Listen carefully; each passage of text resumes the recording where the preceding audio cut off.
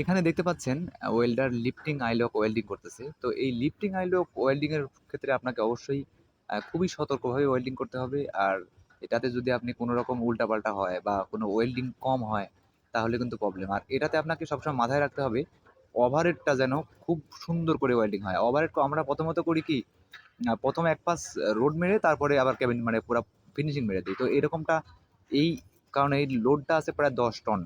তো ১০ ton lifting এ এখানে কিন্তু লোড কম পড়বে না।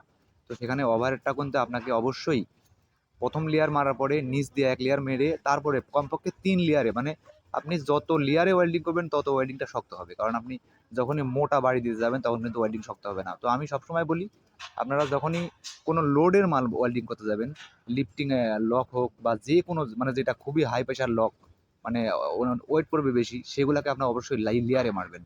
অবশ্যই ১ লেয়ারে ২ লেয়ারে মোটা করার চেষ্টা করবেন না। কারণ মোটা করতে গেলে ওয়েল্ডিং এর টেম্পার কমে যায়, ওয়েল্ডিং এর শক্তি কমে যায়। অবশ্যই লেয়ারে ওয়েল্ডিং করবেন, তাহলে এই ওয়েল্ডিংটা একদম 100% গ্যারান্টি। কারণ এখানে তো ১০ টন লোড।